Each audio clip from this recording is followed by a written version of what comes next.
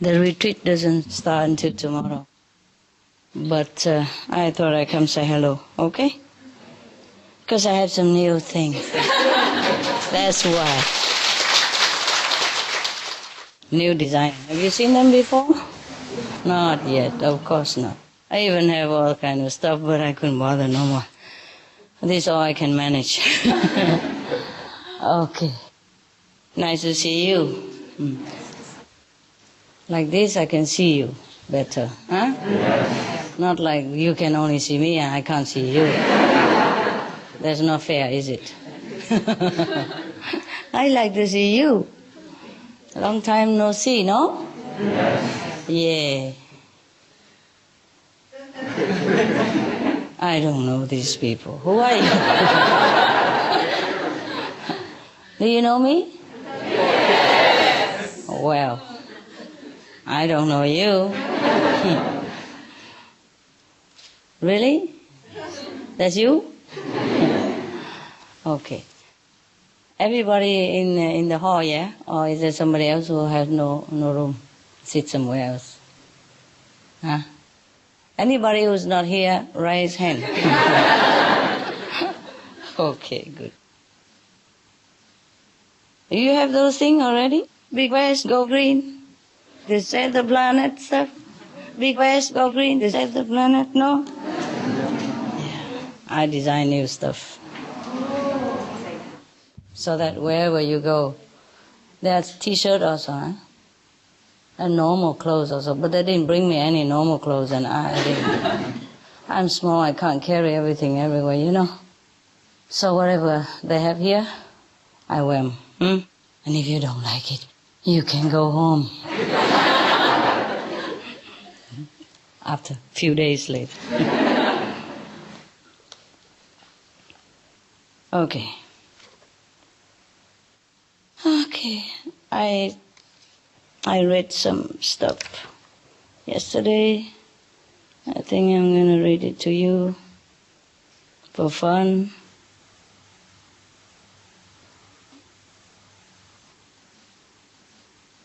I saw some, but I got to check out which one.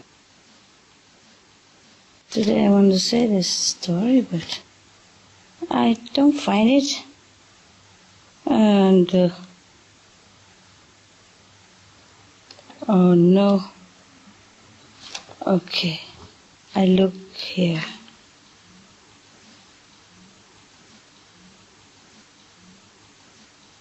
Anybody who has conscience and diligence should work when nobody is watching, as well as when somebody is watching. Not just showing up when somebody is watching because, like, I'm working. Yeah? So everybody knows that you are a big shot, that you're important. And when nobody is here, you do lousy job. It doesn't matter what. I don't like this quality. It doesn't match me. I don't teach you like that. Yeah? I want the result of my teaching.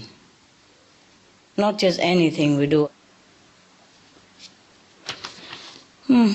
Maybe I shouldn't read you that one. That's why I couldn't find it.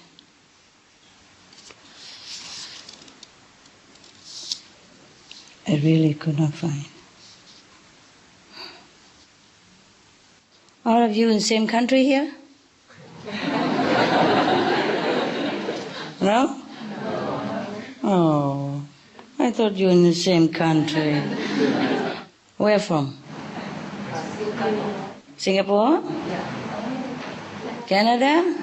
New Jersey. New Jersey, America? Yes. Wow, that's a quick one. How long did they give you the notice? 1 week? 6 days? And you got it? Wow. 1 day. 1 day? They let you know only 1 day? For sure, yes. Phew. How did you make it? We prepared. Yeah, you're prepared. You mean always, every day? You just get ready anytime? You already hang your bag at the doorknob? That's incredible, my God. Such a devotion. You deserve the best. Okay. One day, where from? Canada. Canada. Oh, that's a long way. How far? How many hours? 8 hours? 10.5 hours. 10.5 hours? With the stop. With everything else? Taxi and all? That's a lot of time, huh? And he made it in one day. So you didn't sleep last night? No. Oh, well. No need. No need. Okay. Some people already want to live without food, and now he live without sleep as well. Wow. Ask me about miracle. We have it everywhere. Oh, well. What? I can't believe this. Can't believe I cannot find it. It's a very funny story. I want to tell you, and I cannot find. I find anything else, but not that one. It's funny. Funny. Okay, forget that. I probably never find it. Okay, I read you something more serious then. Too bad. Something serious, huh? All right.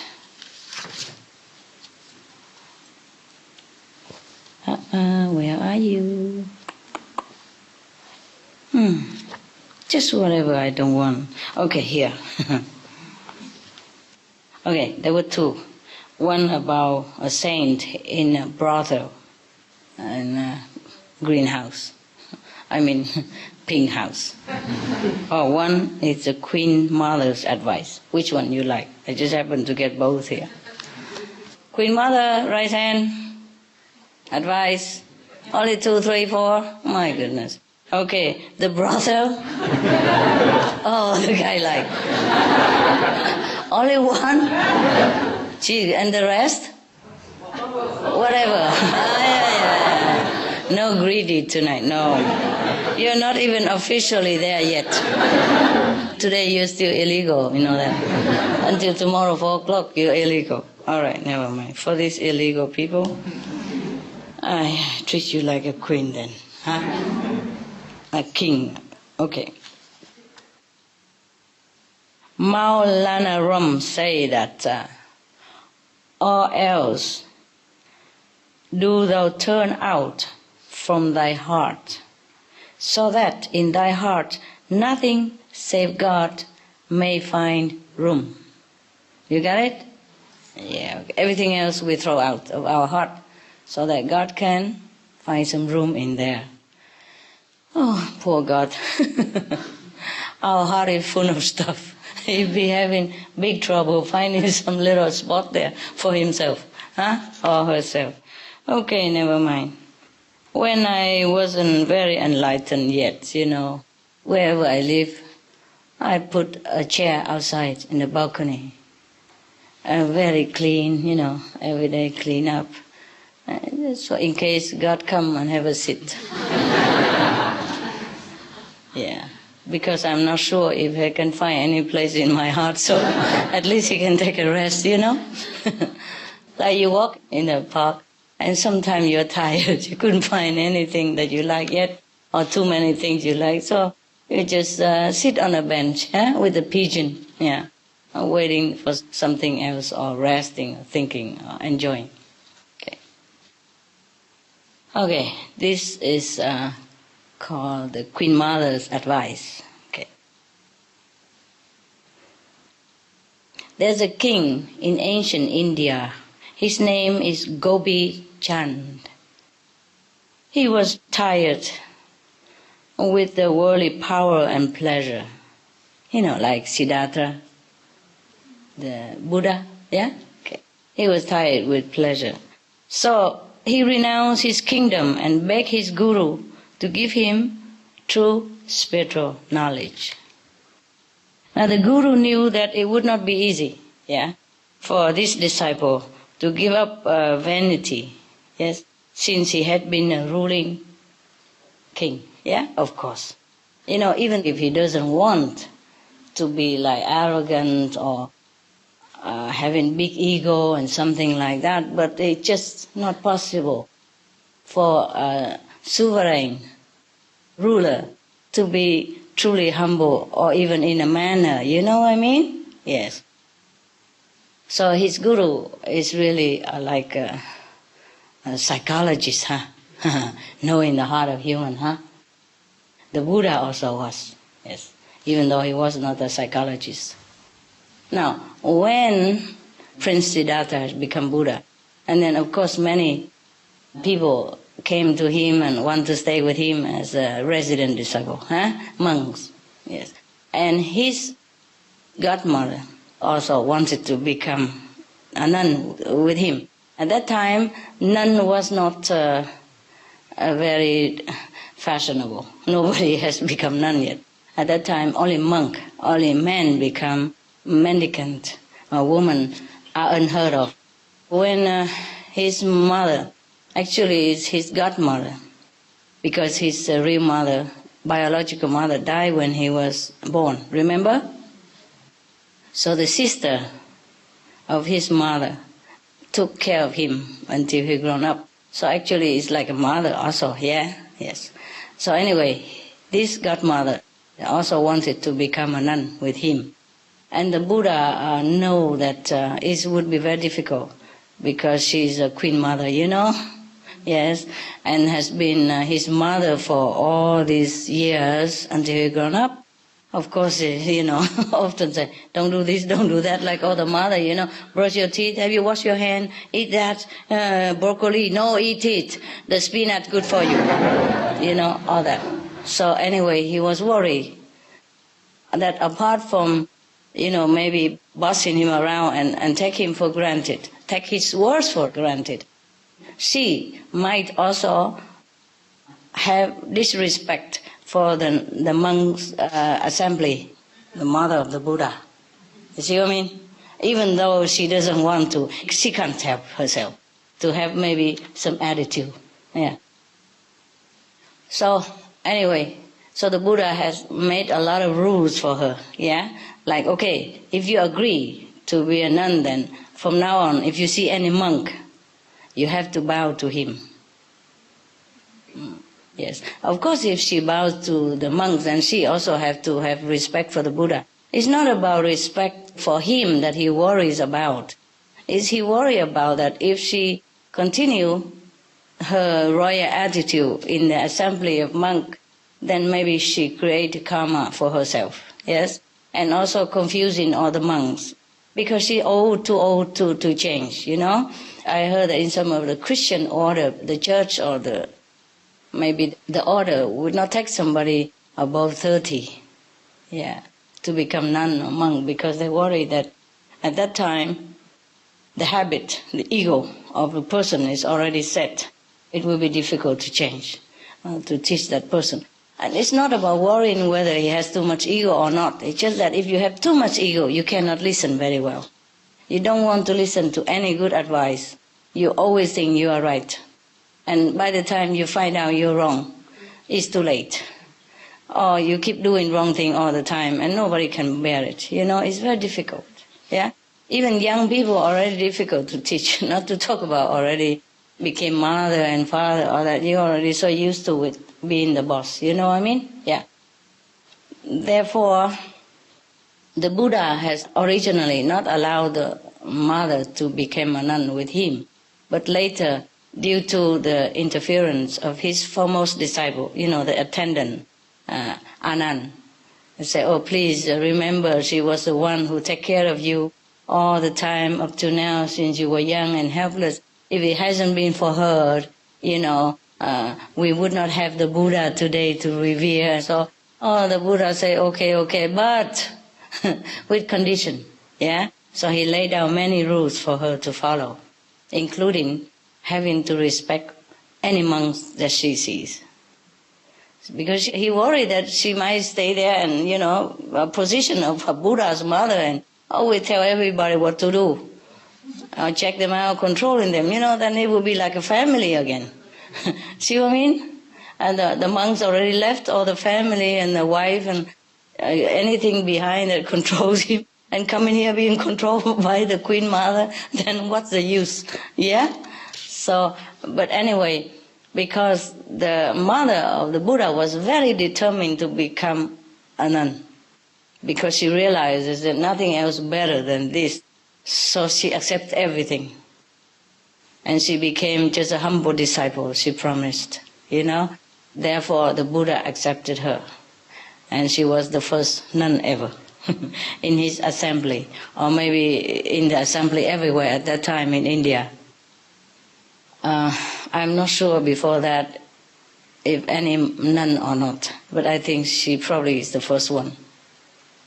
Because in India, even now, if you are a woman and you go out alone, you'll be looked out upon too. You should never go out alone. I told you already many times, huh? Indian tradition, okay. Well, I did not know that, of course, you know. The deaf would not be fearful of the gun, hear nothing. What you don't know cannot hurt you. I did not know that, so I walk everywhere alone. Proudly, you know. Naturally, you know, like I'm walking in my house.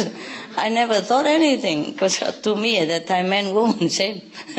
Yeah, I can't see anything different anywhere, you know. It's the same to me.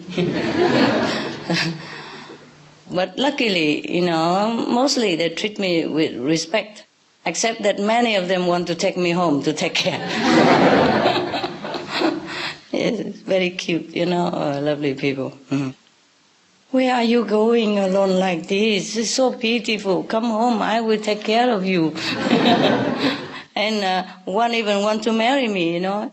He was only 20, my God, I'm 30 already. I say I'm married, by the way. At that time, I still was, you know.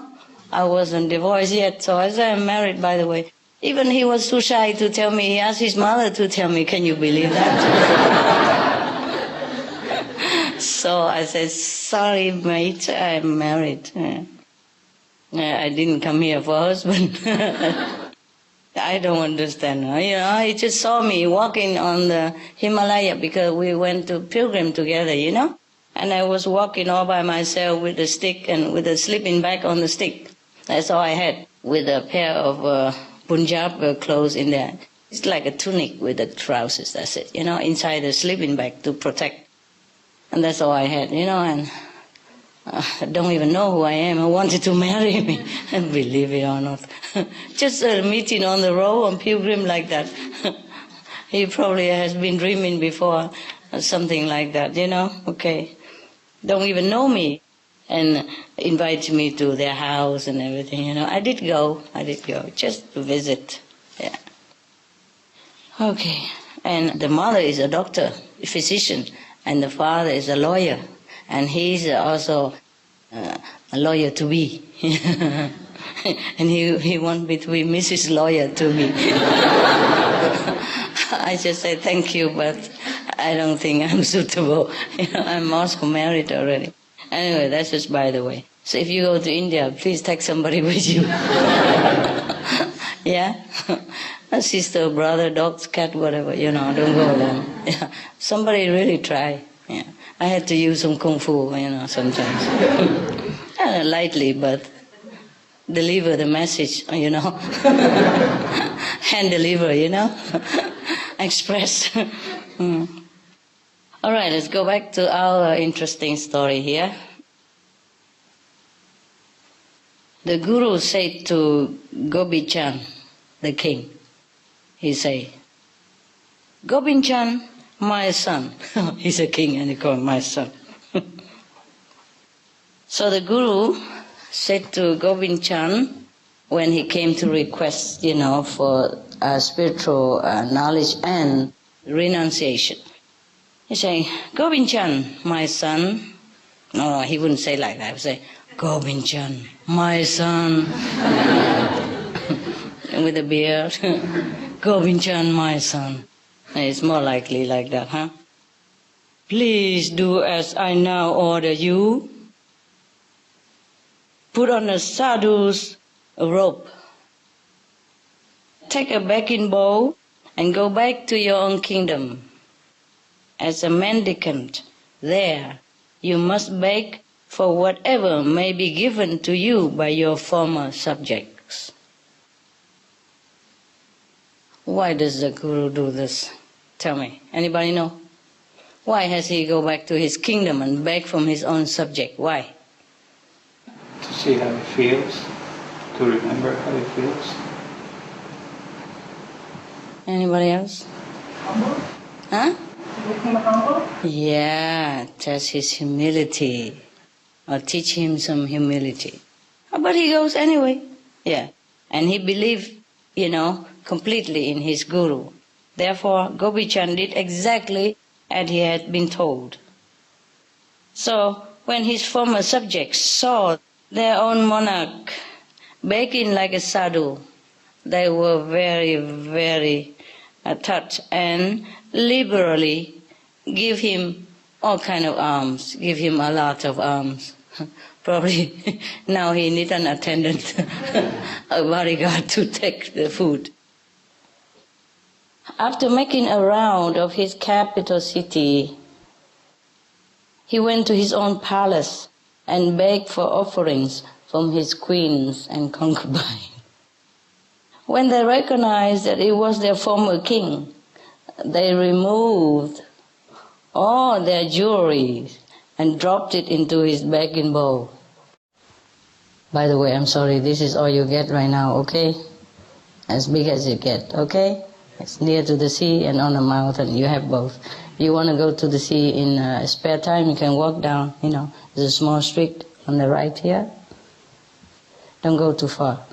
And if you want to go, you have to go 2 or 3 people. So in case one die, the other come back with you. Yeah. Otherwise, who knows what they do with your corpse after you die. We worry about your body, not you. All right. So, they saying to him, "What good are these fineries without you, my king?" Oh, how nice. So Gopi-chan sent all that they gave him to his fellow disciples to give to their guru. In the end, Gopi-chan went to the palace of his mother, as she was the one who had advised him to give up his kingdom and become a sadhu. What a mother. Huh? But it's just, the time is up, His destiny is to become a mendicant, to renounce all the kingdom and all the fineries and all the wives and all that goes with rulership, to become a monk, a simple life. I guess he was born to do that, so that his subject will follow him, his example, to practice spiritually in a more earnest manner, and also to leave a good story for the later generation, like even if a king could renounce the kingdom and everything he has to become a devotee of God, what about us? That's what it's supposed to mean, And now you come to the Supreme Master CHINGHAI and she told you differently. She said, no, stay out there and work for the world and, help your fellow citizens. And she don't even let you come and stay in her ashram. What do you think his mother said to him now? Would she cook for him? Like Sunday SMTV show? Cook for him his favorite food? And say, good boy. What do you imagine a queen mother would say to her son now that he came back as a sadhu? As a monk. Sadhu means monk. Yeah. Anybody can imagine? If you're a mother, what would you say to him? Come back, stay, I miss you. No. Too late. Huh? Too late. What? It's too late. It's too late to come back? Yeah. He doesn't come back to stay, my God. He just came to visit. Yes. So what? What would she advise him? What kind of advice she gave him how to be a sadhu, continue his renunciation. Renunciate life. If you're a mother, what do you say? Stay with master. Huh? Stay with master. Stay with your master. Ah. Yeah, but how? He was a king yesterday. Yeah. What would you think he come there for? To visit her? Or is there anything else? Say goodbye. He already said goodbye. She knows that he's gone. Huh? Maybe she asked him if he's happy. Ask him? If he is happy. Ah, okay. Anybody else? No? You're not the mother at all? Suppose your son go become monk and he came to visit you, and you are older and wiser, and because you're so wise, he trusted you with his innermost feeling.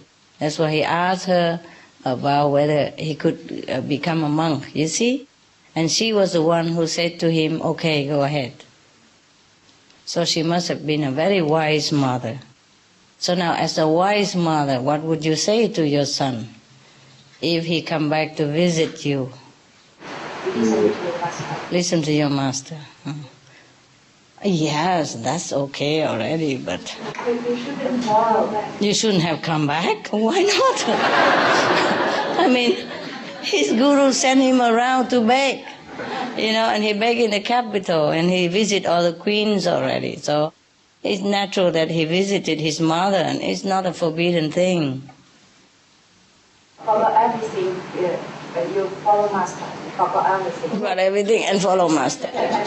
Concentrate. Uh-huh.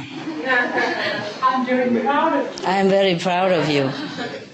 Maybe he wants his mother to tell him how to overcome his shortcomings. Possible.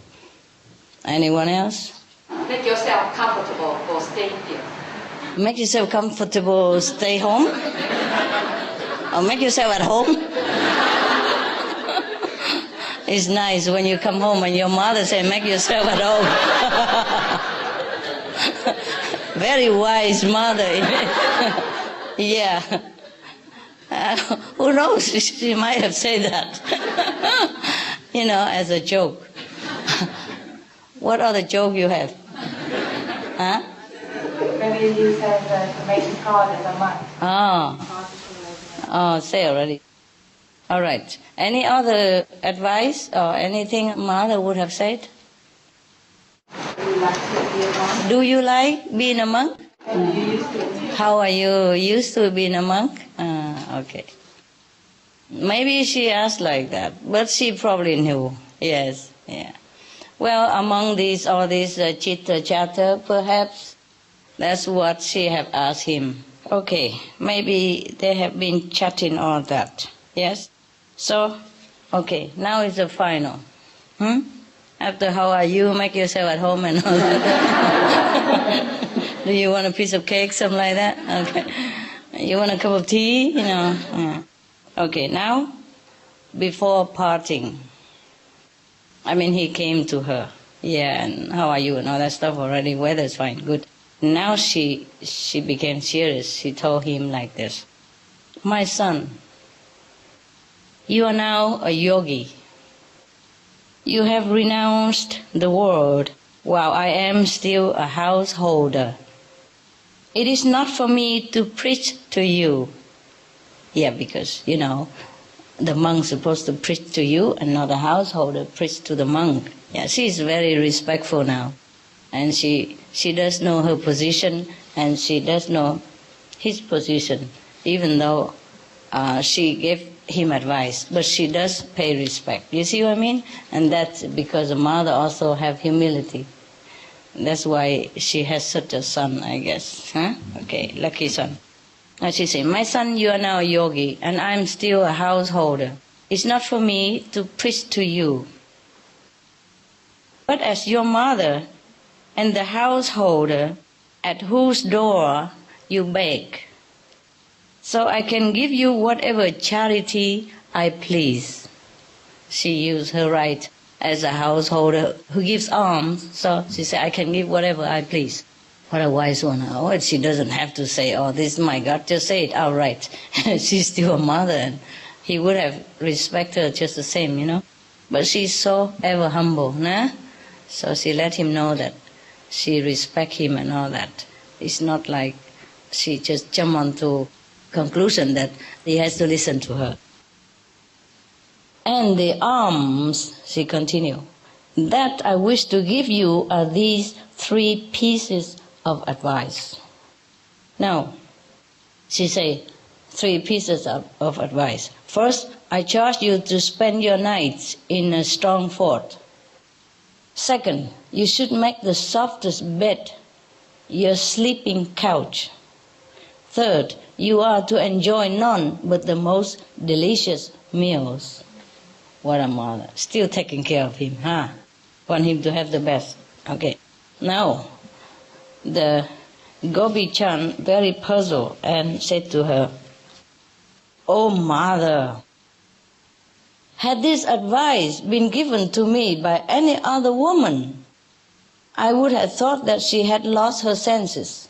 Yes. For where shall I find forts in the forest? How shall my bed be anything other than the hard and rough ground of the jungle? And how can I eat anything other than the few crumbs allowed to me as an ascetic?" Yeah, we would imagine that, huh? Okay. So the mother say, "Yogi, you have not understood me." You see, he's still not so wise yet. He's young, yeah.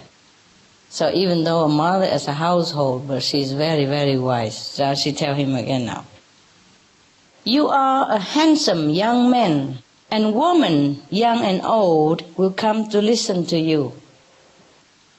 Your guru will be your strongest defense against them. So that is your fort. Yeah? Build a fortress of your guru's company and satsang around yourself." Satsang is the assembly of the people who practice the truth, yeah? The monks, yeah. Mostly are the monks, yeah. The one with the same ideal as him, renunciation as him, yeah? So she advised her son, now a yogi, to take refuge in his guru and the assembly of the satsang, of the monks, yeah? Because when he's always with them and having them always in his heart, then he will be one with them and they become a united front, a powerful force against the temptation. Yes, because he's still young and handsome even, yes. And the former king, all the girls would be very curious even, yeah? And like to hang around. Okay, so she said, take refuge, build your fortress around yourself with the company of your guru and the satsang. Yes. The master words, keep one on the right path. Secondly, stay awake and practice meditation day and night till you can keep awake no longer. At that point, even thorns and stones will seem like soft velvet to you, and you will find it more comforting than a bed of flowers in the palace. Yes. Lastly, the third advice. Try to stay hungry or eat rather sparingly. Then even a dry morsel will taste delicious to you. I have nothing else to give you, my child, except this advice. Please keep it always with you. So that is the alms that she gives to him, more precious than any food that's offered to him all his life and in the future. That is good, huh? Good story.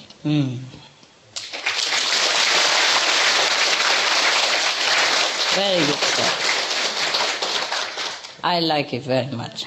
So, how do we apply it here?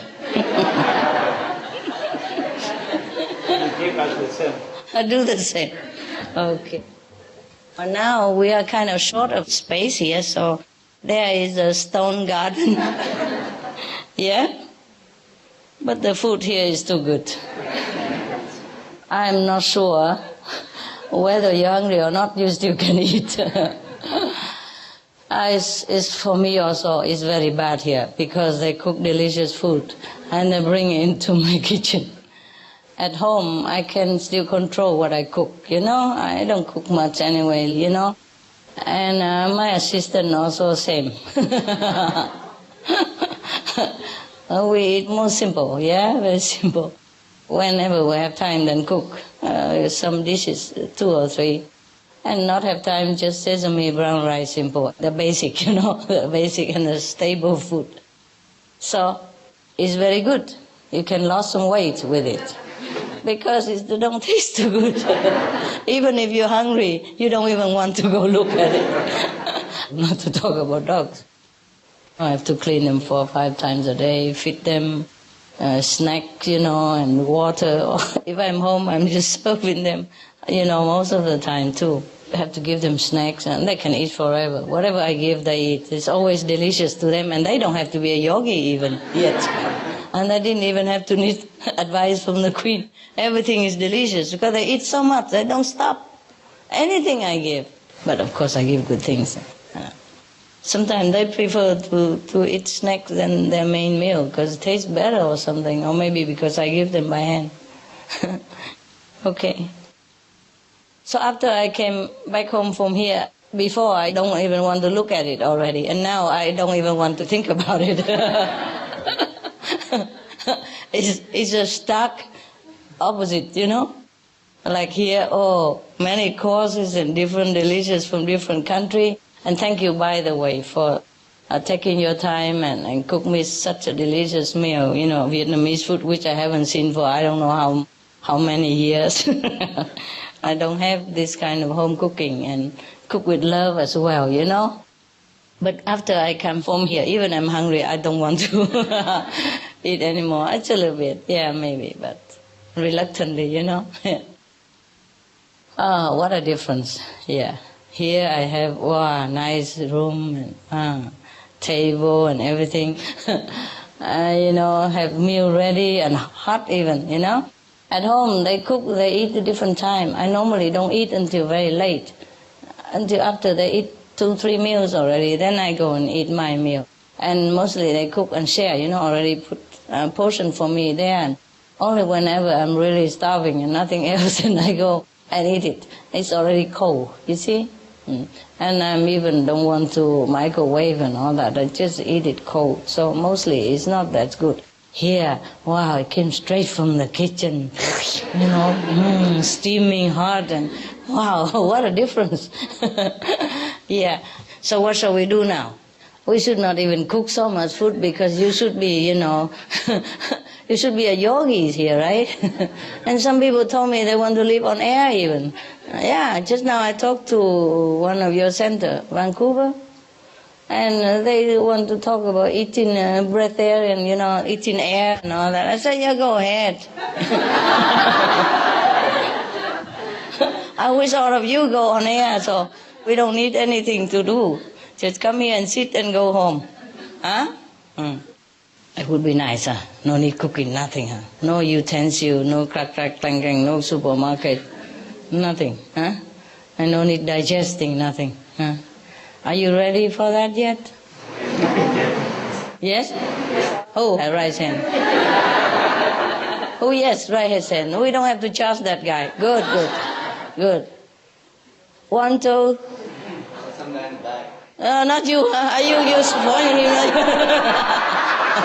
He changed his mind so quick. He was like this. No, that guy. I saw him like this and I asked him. Okay. The one who don't want to eat, just take your money back. And whenever they eat, you go somewhere else. Don't stay there and say, we are tempting you. Wow, my God. Are you okay with the food, actually?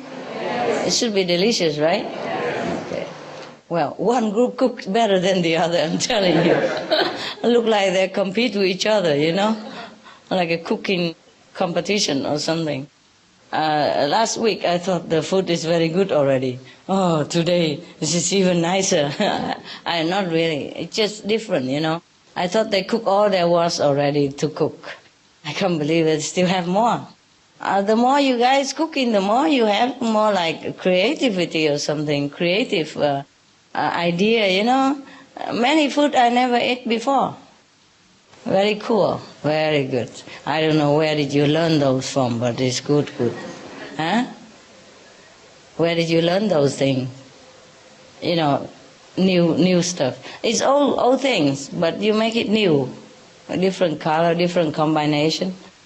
You seem to have more creativity now than when I first knew you. Yeah. So when I first knew you, you cook tradition only. Right now it's more, you know, sassy. More flowery. Very nice, very nice. I couldn't eat all of them. I just looked and it's very nice. Yeah. Too many, so I eat a little bit here, a little bit there. You know, they are very delicious. Actually, for the food, if you find one thing nice, and that's enough really, huh? Normally we don't jump to the other, but they cook too many. They treat me like a queen mother here, you know. No wonder the queen mother don't go become yogi, just send her son out. Food at home is nicer. No? I wonder why she sent her son out like that. Why? Huh? Why does she send her son out to be a yogi? She wants the best for him. She wants the best for him. Okay. Why doesn't she want the best for herself? Tell me. Too old? Too old? Perhaps. Yeah, too old. Yeah. Also, in the old time, women are not allowed to be in the assembly of monks. Not even go near, very near even. Some temple, they have only monks in there, and they lock their gates forever. Even nun cannot enter. Or any woman near the gate, they don't let you in. They don't talk to you even. They say, go away. Yeah. Okay, very good. She wants the best for him. Perhaps that's what it is. Okay, very good. What an example, huh? To be a king, to have everything already at your beck and call, and he just left it like that and just go out, sleep in the jungle. It must have been very tough for him. That's why his mother gave him these advices. She could imagine what it's like. The two extreme, you know, the both extreme lives, you know. One is all luxury and all comfort, yes, all enjoyment, pleasure, and the other one absolutely nothing, almost zero. You have to stay in the forest even. No fortress, perhaps no room, just maybe under the tree or something like that, yeah? And sleep on the ground. And now you're sitting on the sofa, I mean on a cushion, and have something to lean on, and you sleep. Is it comfortable at least? Better than the king here, no? King here, I don't think they make such a cushion and the leaning chair like that at his time. I don't think they think about that in India. The yogi, the sadhu in India really don't have it. Most of them, they just have like a jug, you know, a silver jug if they have, if not just any jug. And just to take water, wherever they go to take the water, to wash their hand, because they eat with the hand, so they have to wash with the water, do the ablution after, you know, toiletry and all that. Or drink on the way, you know, that's it. And then they beg on the way to eat. Whatever given to them, they eat. Or sometimes maybe they go to some temple and they have some food in the temple and maybe they eat, but they cannot stay there forever. If it's not their order, even if it's their order, they could not also stay long. Mostly they let you, the pilgrims, stay 3 days in any places, maximum, free of charge. Some place free of charge, some place you pay just like gift, you know, nothing, very cheap. Yeah, because nothing, just a roof and a mud floor and a mud wall, you know. Anyway. So I think you have very good condition, huh? Yeah, wherever you go, we have room at least, yeah? All right. Okay, any question or any comment concerning this?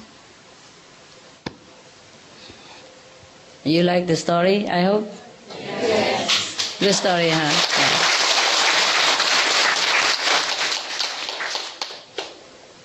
Yeah. Okay. Then I leave you, let you meditate. I see you tomorrow. It's the same. What's the name of the book? Why? I just want to know. What for? You don't want to know the name of the book. Okay. Let's go, right? I'm going to go to my room. I meditate there. And you're going to go up to your room.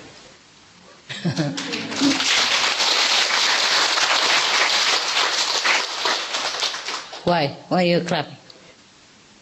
Of course, that's where you go, no? Normally you go down. So, what's new? Is it the same as usual going up, no? Or not? Normally not. Oh, tonight you try then. If it's usual, then you just go. Close your eyes and go. No need direction even. If it's not usual, then try to hang on to the neighbor who is going. And maybe you can go together. Okay? All right, see you later. I mean, it's already 3 o'clock in the morning, so see you later, huh?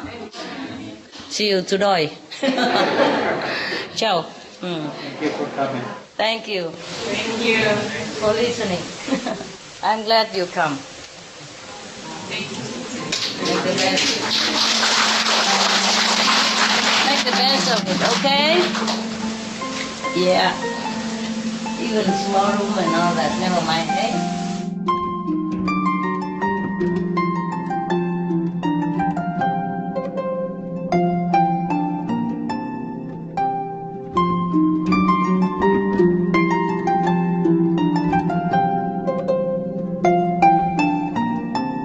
It was once the custom for kings in India to hold a great gathering, yeah, at which their daughters would choose their husband to be. Wow. Isn't that nice? What did they do? Do you know anything about this?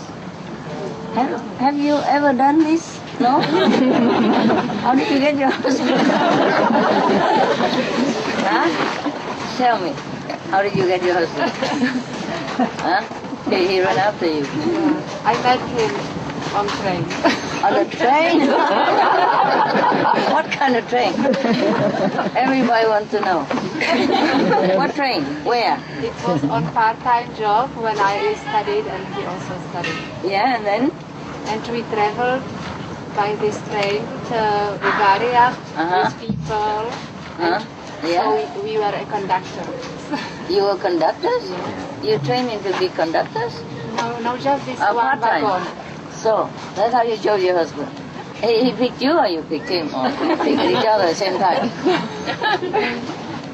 Huh? Don't know. Forgot. I don't know. Oh my goodness. Such a thing and you forget? All right. He probably forgot also. And how did you choose your husband? Yeah. Slovenia. Yeah, Slovenia. No English? Oh, sorry. Anybody English? Tell me how you choose your husband. It has to be something extraordinary, like a train something. I was 14. It was my birthday. Yes. And I went to a movie, Yes. Richard, which I was very fond of him. And I saw this boy, he was standing in the passage Yes. in the movie place. Yeah, and yeah. I said, wow, I wish he was my boyfriend. You said And- that? Yeah, I said in my heart. Okay, I understand. And I went and sit by my friend at the movie, and the movie began. Mm. And I thought, I'm not sitting closer enough to the screen. Oh, to the screen. Yeah. I thought you liked the boy. I moved to the second line. Yeah. And there he came. He came and he said, "I want you to get know you." Oh. You got a message. All right. Is he here, by the way? What? Is your husband here? No. No. He's in Israel. Otherwise, we could give him a hug. All of us. the girls all want to hug him. Okay, go ahead. Then what happened? Then I said that I know him because my girlfriend told me that she knows him and she knows his name. And they say, okay, this person, I saw him before. And always when I was walking around the street with my girlfriend, she said, you know, there is someone who wants to meet you. But when we get closer, she starts laughing. And I said, why are you laughing? And she said, after a while, you missed him. You didn't see him. So why did you laugh? Why didn't you tell me who is it? And so it went on and on. So I knew that this is the person that wanted to know me. And you also the first one, you see, because we have a connection from other lifetimes. I saw it. You saw it. Long after, of course. But he was my first boyfriend. And it was very, very strange because when I was 7, they bought me a book, and you know, people that start to go to school, and there was only one story that I can remember, and the name of the story was Raphael and the Magic Wheel. And Raphael is the name of my husband. And I said, what a wonderful name. And I didn't know. Oh, it's all prepared. So I was 14, he was 16, and it was a very great love story because, you know, like our parents didn't want so much that we'll get together. And they said, we are very young and we are from different parts of, you know, mentality. And all that, yes. So, what happened? We've married. I was 18, he was 20. 20. And we're still married. Yes. Very nice.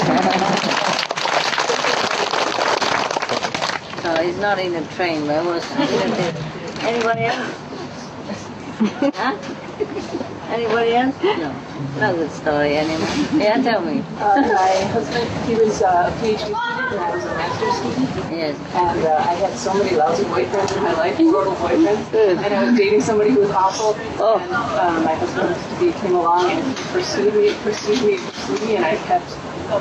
Finally the good one comes along and he had to work for like a year and a half before I would go out with him. Because you had bad experiences, poor guy. And so even when we were together, I thought, this isn't going to last. Is he here? Is he no, here? he's not initiated. Oh. He's vegetarian now. But he went away to India for a month. He's from India. And when he was gone, I finally realized what I was missing. When he came back, he said, everything changed. I had beautiful dinner made for him and a big cake. I realized. The first time I saw him when we were in class together, before I knew his name or anything, I saw him in the front row, and I kept getting this idea, I'm going to marry that guy, I'm going to marry that guy. But he was sort of this sloppy-looking, messy guy, and I kept thinking, why do I keep thinking this? Before he talked to me, he decided. I understand. Yeah. You say you will marry that guy, and then you don't even want him. I kept thinking it was just a strange thought. I understand, yeah. And before he spoke to me, he decided he was going to marry me. Yeah? People say marriage is made in heaven. Perhaps it is so. So, mister, I'm waiting for the guy. What? I always ask him why he doesn't meditate. And he says he just came to Earth to help me meditate. He doesn't have to meditate. He always begs me to go meditate all the time. So I should go do my meditation. What a help, huh? As if you don't know. Well, at least he's good for that, huh? Yeah. And then they say, oh, he's a test for me, Master.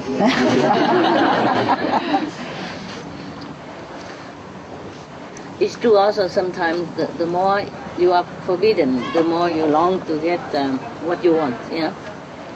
Sometimes it's a reverse psychology, huh? Sometimes people need that, huh?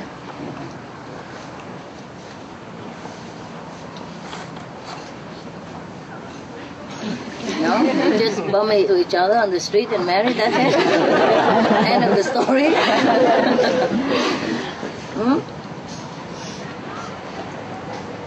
What? Even my story better than that? Okay, never mind. It's not so important. It's good to have a good romance like that, a romantic story, and then it can last for a long time. You know, it's nice if you first love and the last, you know. Boyfriend before, after, it might not be first love, you know. Sometimes everybody have a boyfriend, so you have one, yeah? Everybody say, that girl is the top in the class, so you also chase, you know? See who got her first, something like that. It's not necessary a romantic relationship, yeah? It's not necessary your heart desire. Somebody said, like, every woman wants to have a right man, but in between she marries anyone else. Waiting is too long, you know. Never mind. Better than nothing. And same with men, I guess. Men are easy, right? Yes. I feel that way, you know. No or no? Yes. It feels like, okay, any man, if you go, you know, don't have to be really pretty. As long as you come and make an advance, that's it. He is yours. Somehow. Huh? It seems like easy or not? Huh? No. Yes or no? Yes. Man is easy going, huh? That's good, that's cool. And if you treat him nicely, he stays for good. Yeah. He's not very demanding. A woman are more demanding, right? Or not? Or it's the same? Yes, the same. More demanding? Have money will help.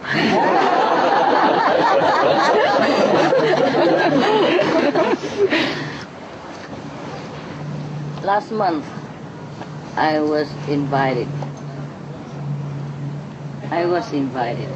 in a dinner party, and everybody came with everybody else, you know? All beautiful, all bedecked, you know, star-studded, diamond-studded everywhere.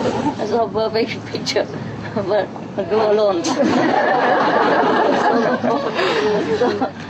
Whenever they have a chance, you know, especially the lady comes. Because I say I like Monaco people very much. I like the Monegasque. You know, Monegasque is a name for the people, the citizen of Monaco. You know, of course I'm with the Monegasque. No, I like them very much too, né? It's a very clean place and decent, yeah? Don't have to pay tax. The citizen don't have to. So, anyway, I say I like Monaco people very much, and so on and so forth. I say I like the Monegasque, you know? Monaco people. So they come. Oh, if you like Monegasque so much, you marry a Monegasque immediately. Monegasque immediately. I say, yeah, good idea. I'm looking. I think Monaco people like me very much. Maybe I'm that type. Okay. Oh my goodness, they're so cute. Why do we talk about that? I mean, truly. The story with the women. Huh? Talk about the story for people how to Oh, yeah. Huh? the King of India. Yeah, I know, but why did I talk about that? Huh? Men are simple. Huh? Men are simple. That's right. They're simple and they think simple. You know what? If you want to be a taxi driver, for example here, you have to pay 250,000 euros to get the license. But you can resell it. It's like an investment, you know. But you gotta have money to be a taxi driver. And in Paris, maybe up to 400,000 euros. That's 500,000 US dollar, more or less. $500,000. And in Monaco, that's 900,000 euro, at least $1 million to get a license. Yeah. And my taxi driver, he lives in a big apartment on the beach, for example. And he came to get me in his brand new Mercedes-Benz. Yeah, the latest model. Big, spacious. I'm telling you. He's not just a taxi driver, you know? He knows what he is worth. And if he's bachelor and he has big apartment in Monaco, you can count from 5 million upwards. 5 million euros. He has an apartment on the beach and he has a brand new Mercedes. Always comes say, "Here come princess."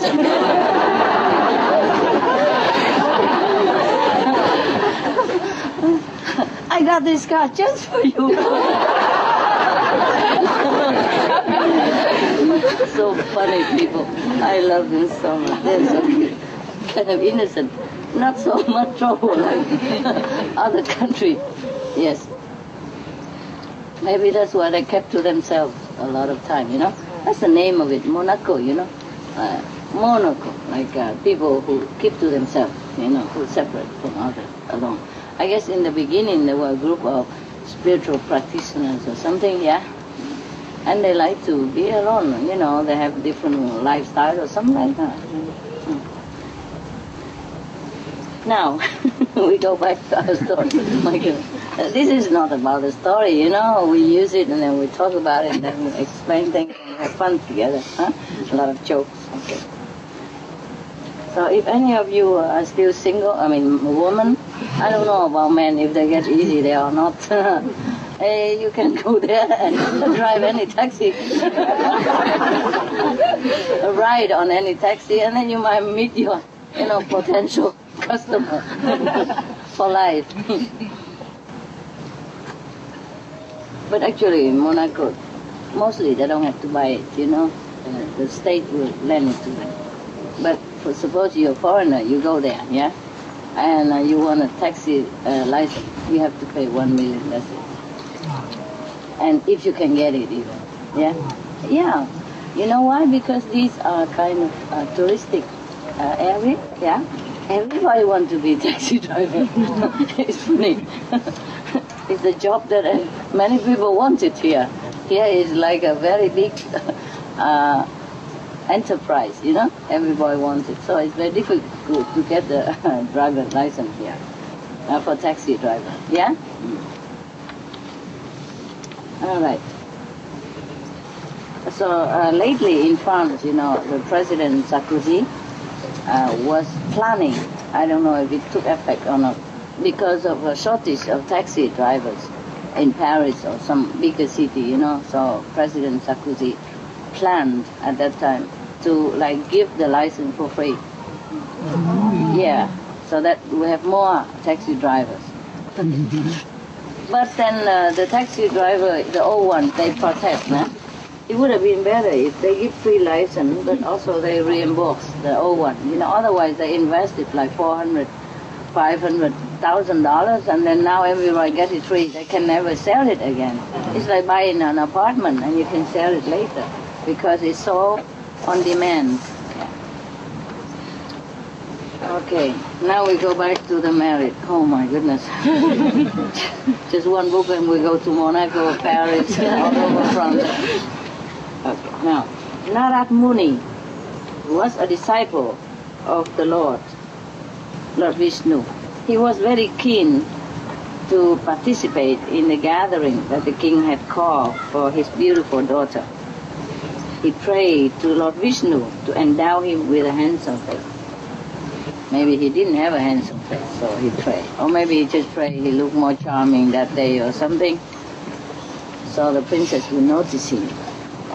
You know, in the old time, in China, when the daughter of some well-to-do family or prince or princess or like daughter, officials or state officials that come of age, and they don't know which one to give her hands to. Yeah, and they build a big, tall, or a balcony or something, and invited all the handsome and bachelor to go there, and she will have a ball in her hand. She will embroider a round ball like this, a red one. Yeah. And then she see whoever she likes, she will throw the ball to that guy. But that's a very dangerous game. Yeah. Number one, you don't know the guy. Yeah. Maybe he look handsome, but he might not be so good inside, huh? Number two, what if the handsome guy couldn't get it and the guy next to him? By chance, maybe it slipped out of his hand, or maybe he just turned around a little bit and then it fall into the old man next door. Or maybe it's another guy that she doesn't like, because the rule is that whoever got that ball, she has to marry to, because a promise is a promise, in front of everybody. You can't run away from that. So it's possible that the guy next door just elbowed this guy or tickle him here, and then he dropped his ball like that, and the other guy took it and voila, finito. It's dangerous, no, don't you think? Huh? I wouldn't gamble my life with that ball, whatever ball that is, yes. But that is in China. In Vietnam also, yeah? In old time, yeah? They don't do it anymore. I guess there's too many mistakes already. It's better not do it. It's such a risk, right? Yeah. Now here we will see how the people do it in India. So now the king gather all the handsome guys, the bachelor and the coming of age, the available one, to the palace to see which one his daughter will like. Now this guy, Narad Muni, is a disciple of the Lord. I mean, he was probably very devoted to Lord Vishnu or whoever the master at that time. Probably his master worshipped Vishnu, yes? So he prayed to Lord Vishnu to give him a handsome face. Okay, now Lord Vishnu was concerned that Narad Muni might fall prey to lust. He wants him to be a renunciate, like the king last night that I told you. So he gave him the face of a monkey. Poor guy. Before, he was better. After he prayed, he got that.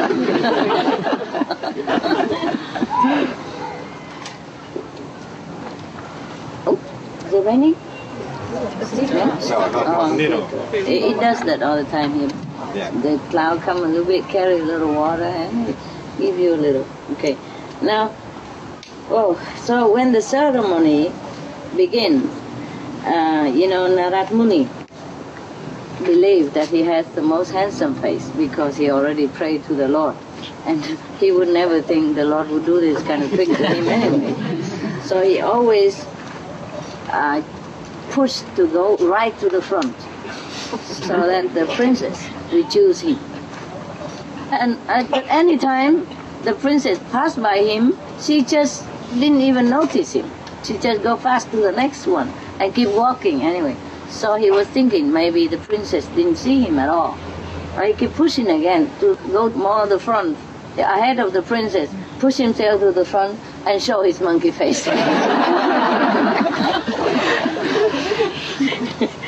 After many times that the princess did not notice him and keep moving on, he could not bear any longer, so he moved it to the very end, that the princess will finally go there anyway. And then the princess, after seeing him probably 100 times already, she got irritated. He said, "Why are you jumping from one place to another like a monkey and showing your monkey face to me?" So he was very surprised. And he said, why does the princess tell me like that? Narad Muni was very, very surprised and said, why does she talk to him like that? And the princess said, go look at your face in the mirror. So he went, found a mirror, look at it. Who is that? What have you done to me? So he know that it was Lord Vishnu who played this joke on him. He was very, very, very angry, and he threatened to curse Lord Vishnu and sue him, the Supreme Master. At this, Lord Vishnu apologetically said to him, I am prepared to bear whatever curse you send to me and the consequences of it. But I did not want you to fall. Fall where? Into the worldly passions. Into the worldly passions. Fall, he didn't want him to fall from spiritual practice. Yeah. But I wonder why. Why so strict? I mean, I let you guys all get married. You and make a couple of children and all. And do you still practice well? Yeah? Yes. Good? Yes, huh? It's okay. What I mean is everything moderate, okay? Yeah. Moderate is good, yeah? Besides, how can you meditate 24 hours? Suppose you become a yogi and went into a cave somewhere. How long can you meditate before you begin? It's difficult to just concentrate on meditation alone, right? Yes. So marriage, family is like a pause, yeah? Or something to keep your mind also occupied a little bit. So, because if you're not married, you think of girls or boys anyway, so what's the use? Huh? Might as well, yeah. Just like some of you go breatharian, and if you sit there thinking of food all the time, what's the use? Just do it. Yeah, can do, but if we are too harsh to our mind, yes, then it's not too good, is it? Yeah. And suppose, even if we are not vegetarian, even if we don't eat, we don't drink anymore, there's not so much food and drink we can save for the world, because it's a meat diet that deplete the resource of the planet, yeah, and deplete the water source also, and everything else, and pollute the air, the water, and environment, deforestation, everything. 80% cost. So even if we all go hunger, or don't eat food anymore, make no use. So I don't advertise you to go without food or without drink, If you want to do, of course, no problem. It's also good for you, yeah? Be free yourself, whatever. If you don't like to be entangled with food and drink and cooking and, making money and all that, yeah? Yeah.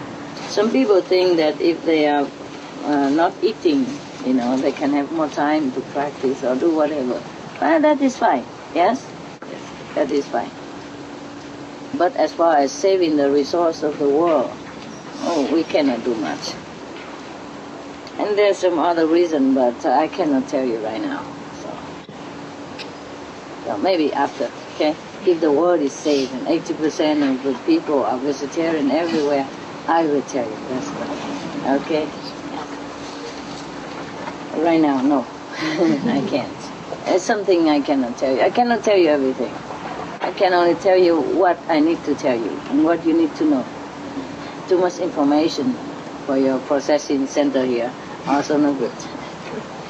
Okay, anybody want to have a ball here to throw? I have a ball for my dog. A tennis ball, that Lucky left behind. You can use it and throw it some guy. I am very well. I think this needs practicing. Because the boy, when it's out of your hand, it maybe the wind will blow it in different way. Oh, it's dangerous. Yeah, maybe before they choose the husbands by this kind of risky adventure. Probably they've been playing basketball for some time first, right? Yeah, you have to aim correctly, right?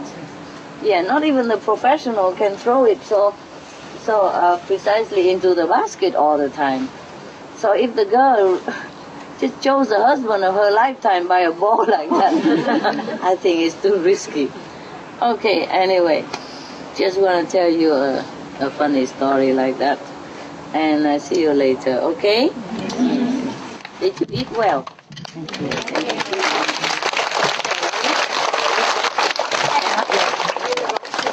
Huh? You're going to eat now? Yeah. Oh, sorry. This is only a decoration. So you go eat, okay? Get up, place. I hope you have good food. Thank you.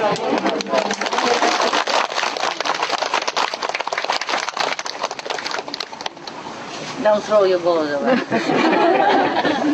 With your eye. Come here just to meditate, okay?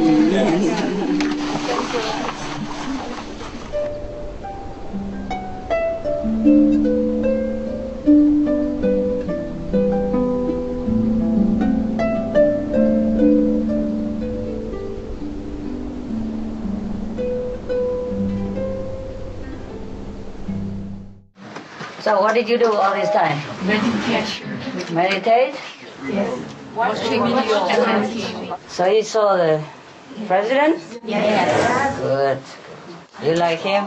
Yes. He's old, I'm not sure how old. You guys okay?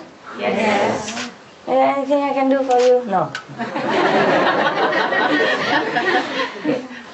You guys stay here, okay? Yeah, I go upstairs, check it out. If everybody's still alive, then I come back.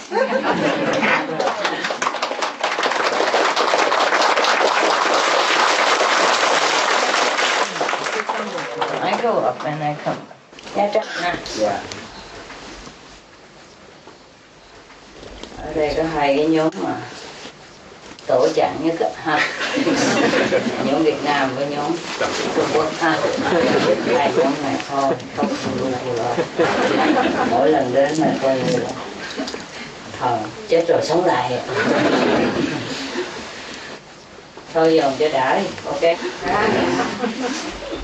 I just say hello.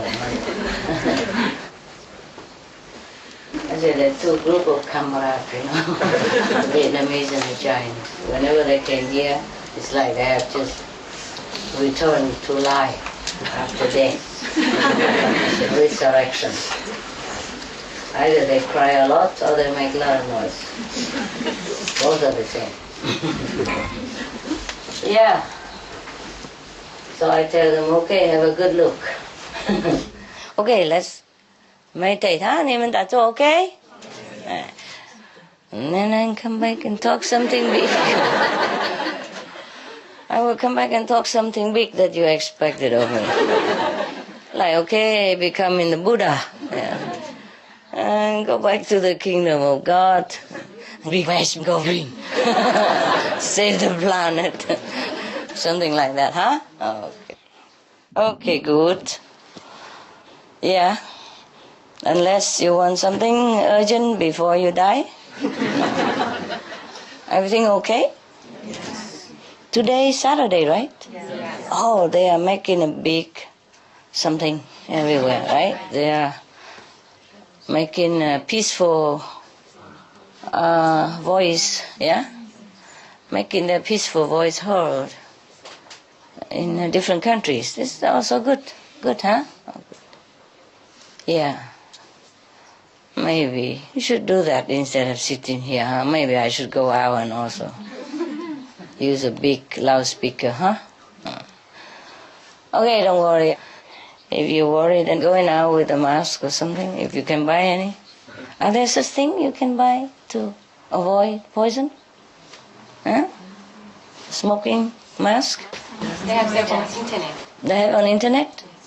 sell for poisonous grass? Yes, around $250 or $200. Oh, really? Where did you get that? My friend have researched for that, but actually we have not bought them yet. You haven't bought them?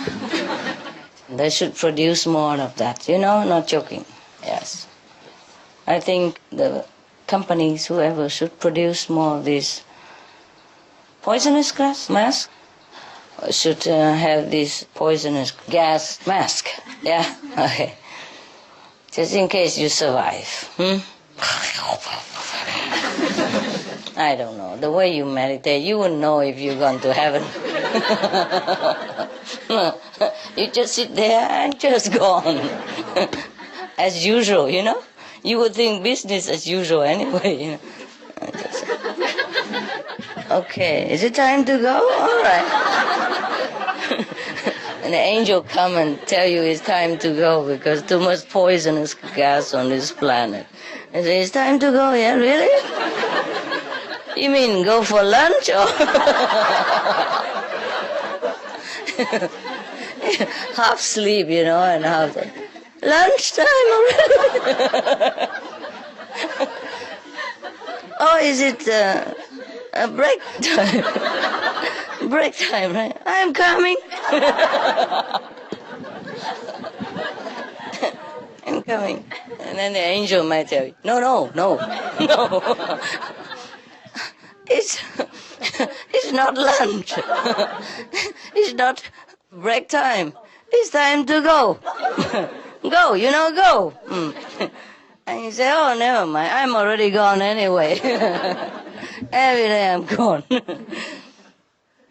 Yeah, for you, probably very quick and painless, no? Yeah, like usual, you know, when you meditate and you just go. Either you go this side or that side, back or front or left, right or up, it doesn't matter anymore. It's the same, right? Just going.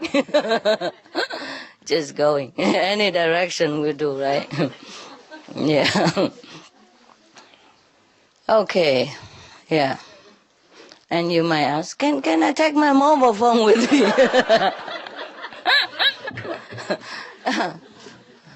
No, can't. No need. We have telepathy up there. Oh, that's just what I need. Then I don't have to pay bill. Phone bill. Okay. Master says she needs somebody with telepathy. It's about time.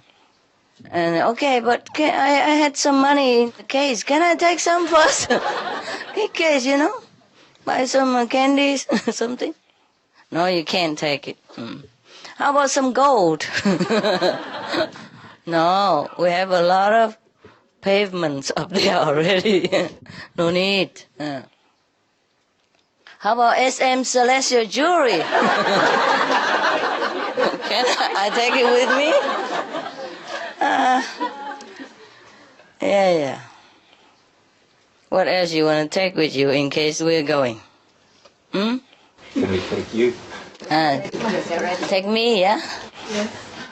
Me, I'll be always there. Me is the only one you don't need to take with you. I take you. Carry.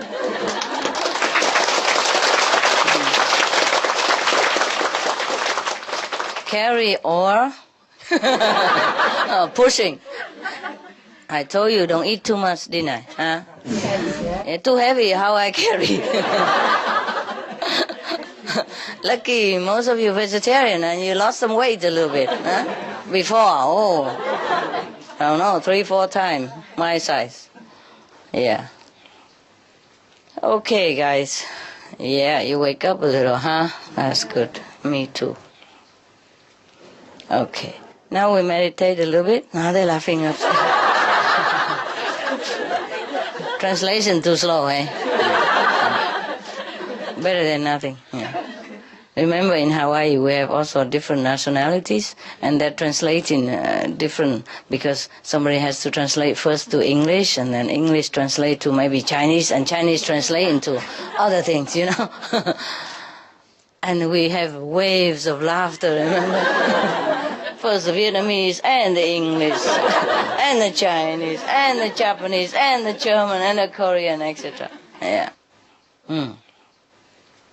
It's fun, huh? Our group, huh? Yeah. We laugh a lot, even at death also. Yeah. Okay. But I'm worried, guys. I'm worried about the people. But never mind. Whatever. If they have that kind of choice, let it be. Huh? Yeah. We can't stop people choosing what they want to choose, right? The thing is, before we came here, we knew what we want. And when we came here, we get kind of blurred out, by background, by DNA, by social influences, by friends, yeah, by situation, yes, and by our weaknesses as well. Pick up, by the way, or pick up from heaven before you come here. And then sometimes your weaknesses overcome you, overcome your strength, and then you do many bad things, all the things that are not desirable. And then you go even lower, and then it's just suppressing you all the time. So in this world, you need a master, Yeah. Need somebody who can help you in times of trouble. Because in times of trouble, you don't remember who you are. You cannot even get up yourself. Your soul, your knowledge has been suppressed and locked and covered and taken from you. Yeah, so that you don't even know what you come here for, and you forgot your vows, and your promises before you came. This is a trick of Maya, They let you come here, but when you come here, you're under the control. Yeah, under their control. That's a pact deal, you see. You can't just come here free and happy like the way you were in heaven. Yeah. There's a price to pay to be here. Even to fulfill your job, or to progress spiritually, or to help somebody to progress spiritually. There's a price to pay. I feel very sorry for everybody, Master always are here on earth, All the Master came here for that. Because the Master knows that when you come down here, you'll be in trouble. And all of you will be in trouble, so nobody can help nobody. See what I mean? Yes. So the Master always came with you and tried to help you out and remind you that that's not you. No. Remember what you want to do. Remember your greatness before you came here, etc., etc. But as you are here, you forgot. You don't even recognize yourself. You don't recognize the Master, your best friend, from heaven. It's very difficult. The Master run around, keep telling you, wake up, remember, but sometimes not. Sometimes okay, remember a little bit and then go back to sleep, just like your meditation here. If I talk like that, you understand right away, because from personal experience, Okay. And then sometimes you even go against the Master, even your friend, the friend who wants to help you, and you even beat him up, maybe physically, maybe mentally, maybe psychologically, maybe different mean, restricting his freedom by your bad habit, or even goes against the Master for no reason, If they choose to do some bad things, then of course they have to get the consequences. The thing is, it's like that. When you come down here on this planet, before you came, you promised, I'm going to help this and that neighbors of mine, long time ago, that she's now here and she's in trouble and she forgot herself, her great self, so I'm coming down as her son, her daughter, her friend, or her neighbors to help her again. Yes. Well, when you came down, you forgot. You were so distracted by eating, drinking, whatever, yeah. Beauty, yeah, handsome, yeah, all kind of stuff, money, position, power, and you forgot your promise. And some also say, I come down to help Master because Master will need a lot of help to take care of everybody on the planet. Then you come down, you forgot, you get distracted by man, by woman, by money, by, whatever, house, car, the latest, yeah, the fastest, etc., etc., and I'm left alone. again, or any master, you know. You know, sometimes I do need some more help. Not like personally, yeah, but like, okay, we can do some translation for different languages, yes. I have only a handful of helpers, you know, and not to talk about they bring their stuff with them. Not just their help, but their stuff. You know what I mean? The stuff, the tough stuff. When you got a helper, you get a package deal, you know, with all kind of negativities come with it. The poor guy also could not help himself. Because before he came here, he has to pick up his old karma. Understand? Yes. Depends on how bad you were in the former lives. You have to take how many bad traits with you. Yeah.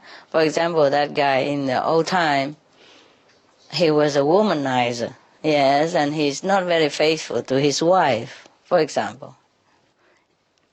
Then in this lifetime, if he wants to come down on this planet to help anybody at all, or to help Master even, he got to pick up that trait again, and to overcome it. But can the guy do it? The answer is big and no. Very difficult. You understand me? Because it keeps strengthening more as you reincarnate times and times again. It doesn't get any weaker. So that is the price anyone has to pay to come in here. That's why life after life we should listen to the Master teaching and be good. So in case if you have to come down here and to help anybody or want to help a Master, then you don't burden the Master. Or you don't create more trouble for the person you are intended to help, even. Do you understand me? Because sometimes, if not, then you create more trouble than help. The balance is not that perfect, you see? Sometimes you create like maybe 80% of goodness, okay? Then you have 40% of badness. Wow, that's a lot. A lot of headache for the person that you wanted to help or to the Master. Do you understand me? Yes. And sometimes you can be helpful like 50%, but 30% of you also create badness. Then it's kind of almost like cancel out, you know what I mean? Or it's very, very tiring for the Master to deal with this badness. Yeah, very difficult.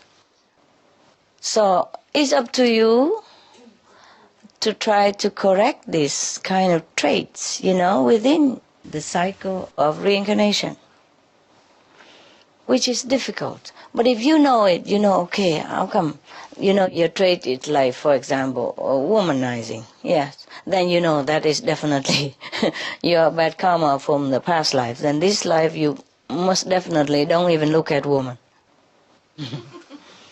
Yeah, laughing, why? Why are you laughing? It's fun. It's fun? It's not fun for the guy. For you, yes. Because you're a woman, you don't need to look. Except, why does she wear that beautiful dress and I don't have? You know, that is a trouble, you know. So some men and women really wanted to help the world, but they're overcome by their own weaknesses, you know. That's a very big problem for everybody. That's why I often have to work alone. Everybody comes with some garbage. Do you understand me? That is the rule, yeah? If you want to come down here, do anything good at all, you have to balance yourself with bad karma. You have to pick up some bad karma that you are used to before. Okay, the Master gives you initiation and cut off all that bad karma. You see, burn it off so that you don't have to come back in this lifetime again. And then you're free, you go up to heaven, third heaven maybe. But then you look down and you see somebody and you want to help, or you want to come down and improve yourself or progress in spiritual practice. Understand? Yeah. Then you have to overcome your past tendency of negativity. So remember, every time if you tend to turn to that negative corner, please think twice. Okay. Could it be that my bad karma came back? You know, many-fold stronger than before. That is a problem. Because when you come into this atmosphere of the planet, there are also plenty more negativities of the like nature. So your negativity will attract also form of that. And they clump together and make you feel more inclined to that kind of negative direction. More than just your own negative tendency. Do you understand me? Like attract like. Yes. It's very difficult to pick up any positive things on this planet. Mostly negative. So if you bring your own and come here, and then it's like a magnet. All the negativity also will be connected with you. Through, the law of like, attract like. And then you'll be overwhelmed. So you are the only one who decide which direction you go. Which direction, according to the Buddha's teaching, according to Jesus' teaching, according to Prophet Muhammad teaching, or the Jain master teaching, Mahavira, etc., etc. Yes. You have to think before you do anything bad, or anything you doubted that is not good. You have to think, would Buddha do this? Okay? Would Jesus act like that? Would Prophet Muhammad agree to my action? Then you will know what to do. Do you understand me? Yes. Otherwise, if you don't have guidance, you just do whatever you think in your mind, then it's mostly just negative. Because you don't meditate enough to overcome the negative power of this world yet. You understand? Apart from your own negative trait that you have picked up before you came here, to overcome it, to win over your negative past. Apart from that, you have all the negativities of different kinds upon you as well. So always think, that's why the teaching of the Buddha is important. Teaching of Jesus is important. Teaching of Islam is important. Take it as a guidance, understand me? What would the Prophet do in this case? What would the Buddha do in this case? What would Jesus Christ decide in this case? Then you won't go wrong, okay? That's how you follow Islam teaching. That's how you be a good Christian. And this is how you are a true Buddhist. Alright? Don't just read it for fun. It is a good guidance for you, so that you will not err in this negative domain, so that you will not be overpowered by your own past karmic force and the force of negativity in this world, the collective one. Okay, huh? Yeah, all right, good. I see you later.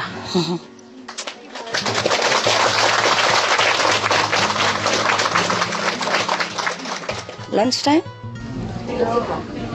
When? 4 o'clock. That's good. Then you meditate for a while. I meditate with you for a while and then you go. Okay?